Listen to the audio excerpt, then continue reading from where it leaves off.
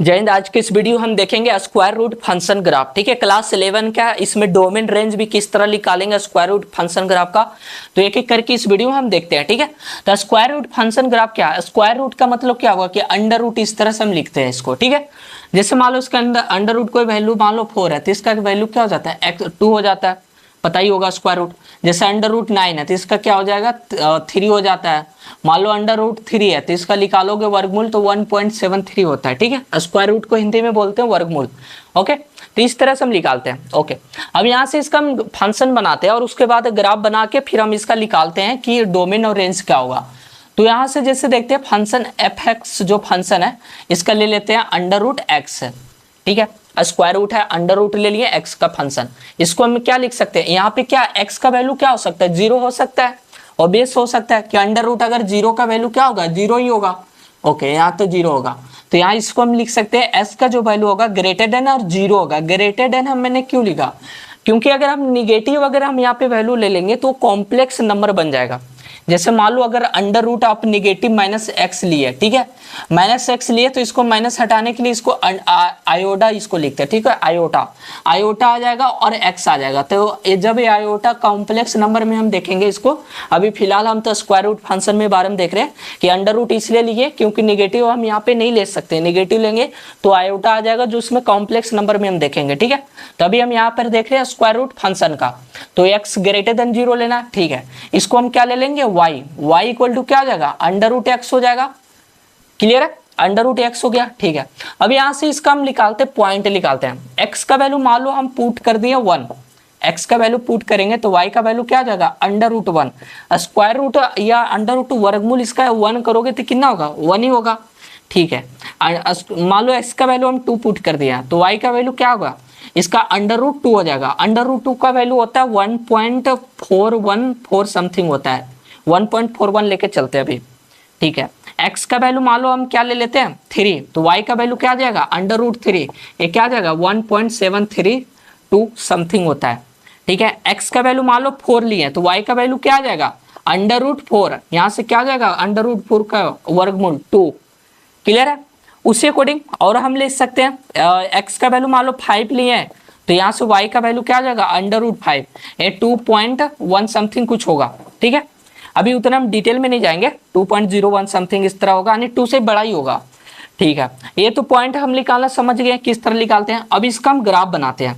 इसका ये हो गया एक्स एक्सिस, ये हो गया हमारा वाई एक्सिस, ये क्या हो गया? ओरिजिन हो गया 0 0।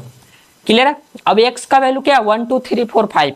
एक्स का वैल्यू 1 है, 2 है, 3 है और ये क्या है मेरा इधर ये एक्स कोऑर्डिनेट हो गया 4 है, 5 है।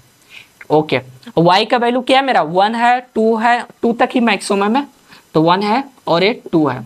ओके, पहला पॉइंट लेते हैं, x1 है तो y भी क्या है? 1 है, तो x1 है, y भी 1 है, तो ये पॉइंट यहाँ लाई करेगा। दूसरा देखते हैं, x2 है तो y का वैल्यू क्या है? 1.41।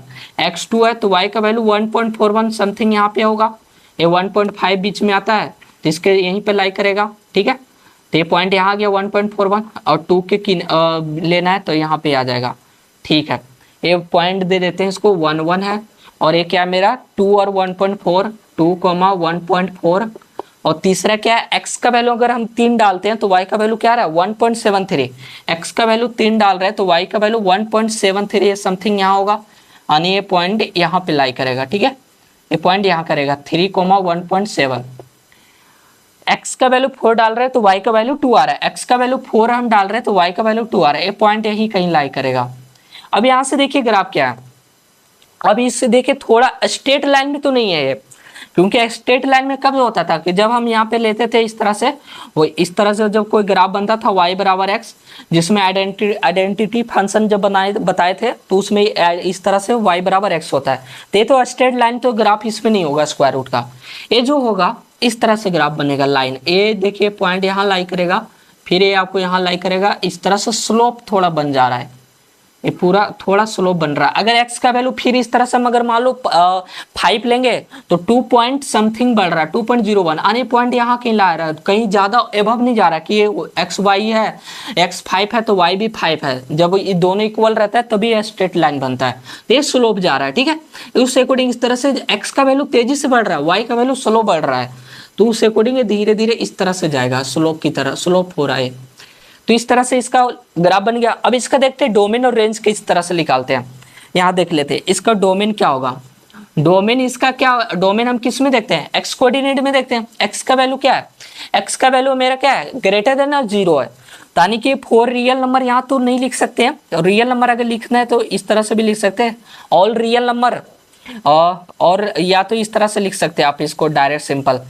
0 लेना है तो ये क्या है, क्लोज इंटरवल। क्लोज इंटरवल को हम इस तरह से लिखते हैं, ठीक है। ये क्या है मेरा क्लोज इंटरवल, आप सिंपल इस तरह लिख लो।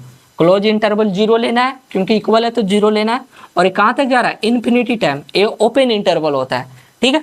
उसी अकॉर्डिंग रेंज देखते हैं। रेंज हम क्या देखते हैं, y के वैल्यू में देखते हैं। y का वैल्यू में क्या आएगा, y का वैल्यू वही सेम है कि y equal to under root x है। अंडर रूट एक्स का क्या हो सकता है कि वही सेम आएगा वैल्यू कि 0 लेना है और इन्फिनिटी टाइम्स तक जाएगा, यही हो रहा है। ये देखिए यहाँ से सिंपल समझिए, ग्राफ में डोमेन एक्स का वैल्यू क्या जा रहा है, पॉजिटिव और की जा रहा है, इस तरह से पॉजिटिव और की जा रहा है।